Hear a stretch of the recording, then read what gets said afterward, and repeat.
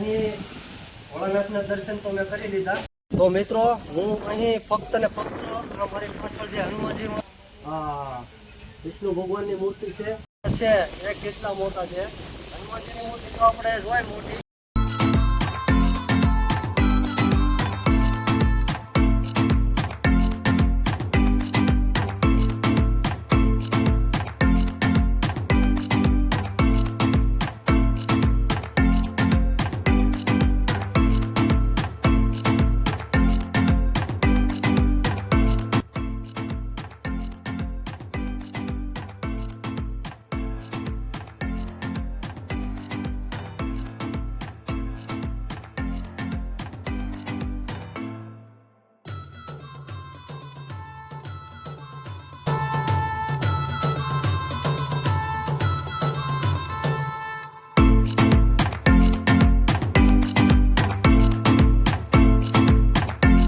આવી ગયો છું જાફરાબાદ તાલુકાના તપોવન ટેકરીએ.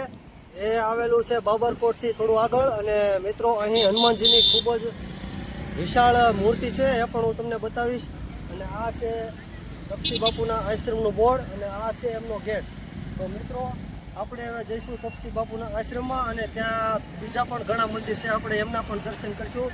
તો મિત્રો તમે આ વિડીયોમાં બન્યા રહેજો, કારણ કે વિડીયો ખૂબ જ સારી છે અને જે મૂર્તિ છે એ ખૂબ જ જોવાલાયક છે. એનું કારણ છે કે એ ઘણી ઊંચાઈ ધરાવે છે મૂર્તિ. તો ચાલો મિત્રો જઈએ આશ્રમની અંદર.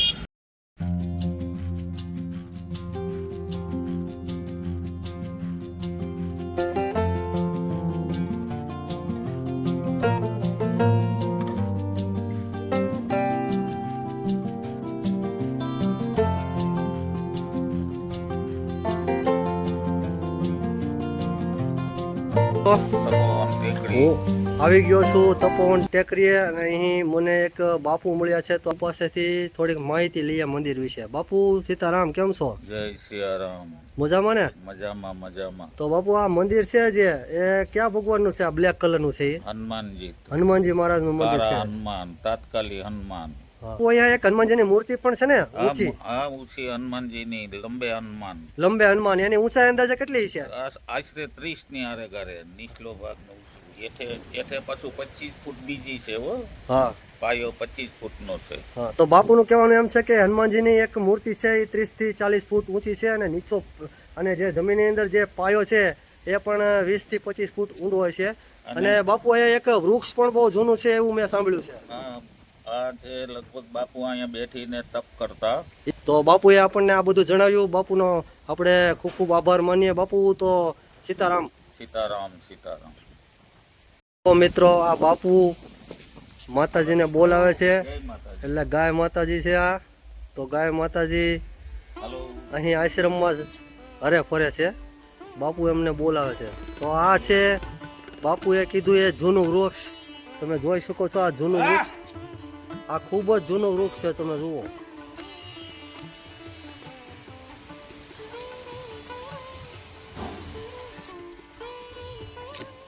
અને આ વૃક્ષના થડની એકદમ નીચે બાપુની બેઠક હતી અને વૃક્ષ તમે જોઈ શકો છો આ છતની અંદરથી ઉપરની સાઈડમાં બહાર નીકળ્યું છે. તો આ જ છે વૃક્ષ અને બાપુની બેઠક અહીં હતી અને એકદમ નજીક જ બાપુની અહીં સમાધિ પણ છે. તો મિત્રો હવે આપણે જઈશું બાપુની સમાધિના દર્શન કરવા. તો મિત્રો અત્યારે અહીં કંઈક કામ ચાલુ કરવાનું લાગે છે, કારણ કે અહીં ચારે બાજુ લાકડા બાંધેલા છે, પણ કાંઈ વાંધો નહીં. હું તમને બાપુની સમાધિના પણ દર્શન કરાવી દઉં. જુઓ તમે, આ એ બાપુનું નામ છે, તમને વિડીયોમાં દેખાતું હોય છે. અને આ છે એમની સમાધિ. તો આપણે એમની સમાધિના પણ દર્શન કરીએ.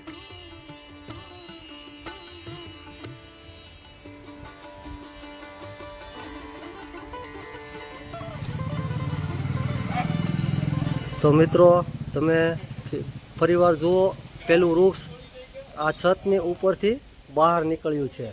તો આ છે ગુરુ મંદિર. તમે જોઈ શકો છો હરે કૃષ્ણ ઘણા શબ્દોમાં લખેલું છે. શ્રીરામ પણ લખેલું છે. અને આ છે ગુરુ મંદિર, તમે જોઈ શકો છો વિડીયોમાં. તો હવે હું તમને ગુરુના મંદિરના પણ દર્શન કરાવીશ. ઉપર તમે જોઈ શકો છો, નામ પણ તમને દેખાતું છે વિડીયોમાં. અને આ છે ગુરુ મંદિર, જે આગળ કાચના દરવાજાની પાછળ ગુરુજીની ખૂબ જ સુંદર પ્રતિમા તમને દેખાય છે. જાણે ગુરુજી થોડી વાર આપણી સાથે વાતો કરશે એટલી સુંદર પ્રતિમા બનાવવામાં આવી છે ગુરુજીની. પણ આ પ્રતિમા એકદમ સુંદર છે અને આપણી સાથે વાતો કરે એવી પ્રતિમા બનાવવામાં આવેલી છે. અને આ પ્રતિમા સફેદ વસ્ત્રો ધારણ કરીને બેઠેલા ગુરુજીની છે. તો મિત્રો, આ હતું ગુરુજીનું મંદિર. ને હવે આપણે જઈશું, અહીં એક શંકર ભગવાનનું શિવલિંગ છે, એ પણ ખૂબ જ જોવાલાયક છે. તો ચાલો જઈએ હવે શિવલિંગ તરફ.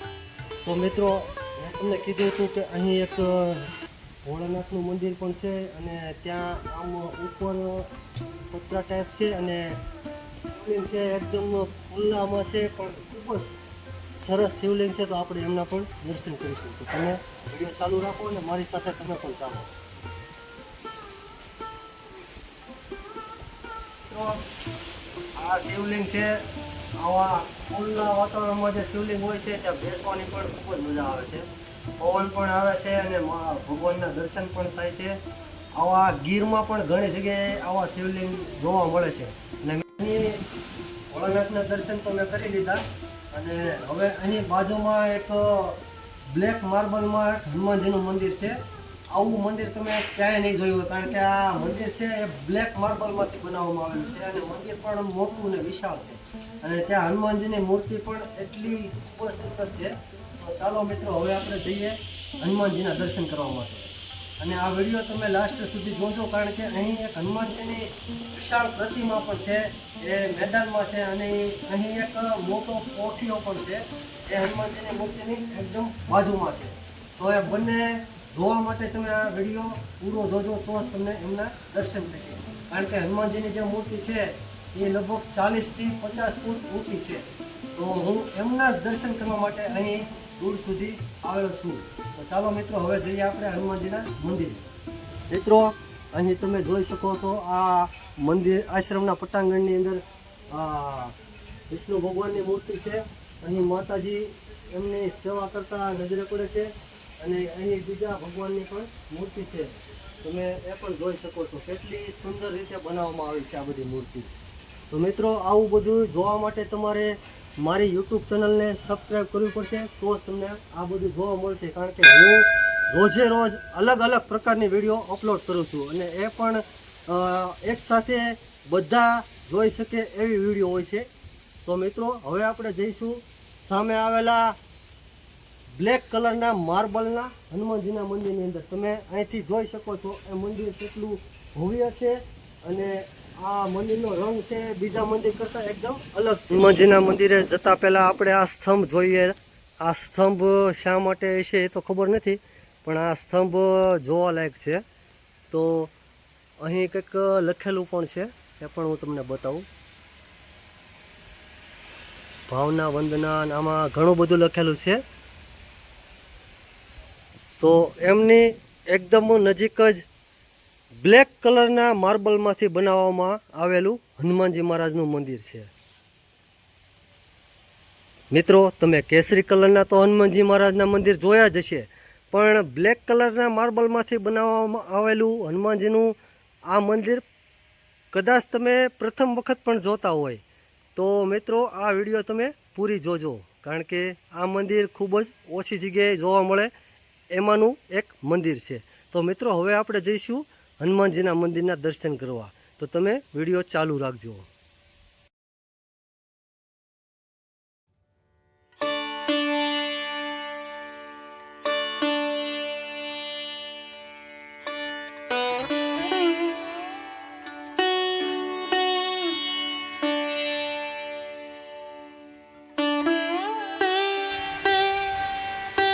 તો મિત્રો, તમે જોઈ શકો છો, આ છે હનુમાનજીની મૂર્તિ.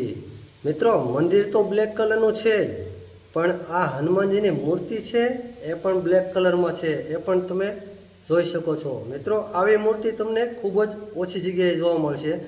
મને તો કદાચ એમ છે કે બ્લેક કલરની હનુમાનજીની મૂર્તિ લગભગ આ મંદિર સિવાય બીજે ક્યાંય નહીં હોય તો તમે દર્શન કરો અને બીજા મિત્રોને પણ આ મૂર્તિના દર્શન કરાવજો. તો મિત્રો આ વિડીયો તમે એકબીજા મિત્રોને શેર કરજો. તો મિત્રો તમે જુઓ હનુમાનજીનું આ મંદિર બ્લેક કલરના માર્બલમાંથી બનાવવામાં આવેલું છે. આ મંદિરની ભવ્યતા તમે જુઓ કેટલી સુંદર છે. બ્લેક કલરનો માર્બલ હોવા છતાં એ કેટલું સુંદર લાગે છે તમને વિડીયોમાં દેખાતું જ હશે. જુઓ તમે. અને એમના સ્તંભોમાં પણ એટલી સુંદર કારીગરી કરવામાં આવી છે.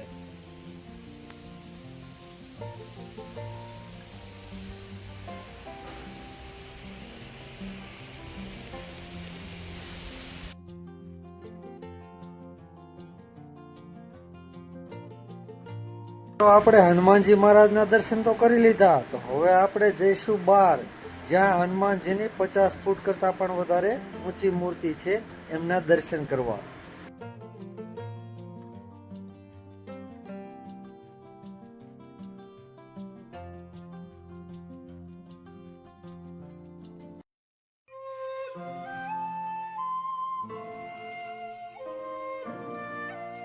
તો આ બધા મિત્રો રાજુલાથી આવેલા છે અને આ પણ અહીં હનુમાનજી મહારાજના દર્શન કરવા આવેલા છે. જુઓ તમે, અહીં બાજુમાં એક સમૂહ લગ્ન છે. આ બધા ત્યાં લગ્નમાં આવ્યા હતા અને અત્યારે અહીંયા હનુમાનજી મહારાજના દર્શન કરવા આવ્યા છે.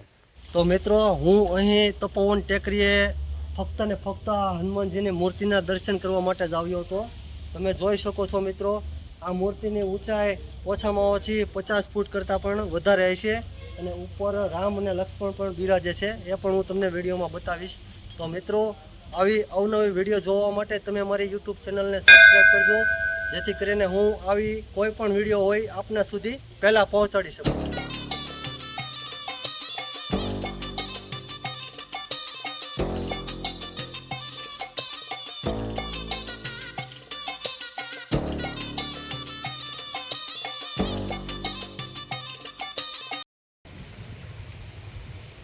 તો મિત્રો આ તમે જોઈ શકો છો, આ હનુમાનજીની મૂર્તિની નીચે પણ ઘણી બધી પ્રતિમાઓ દેખાડવામાં આવી છે.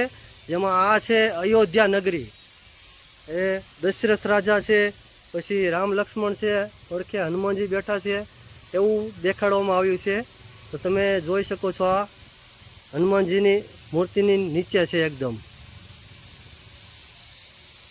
તો આ છે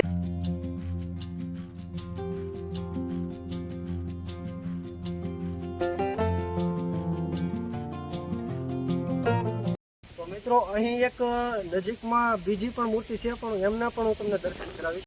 છે એ કેટલા મોટા છે.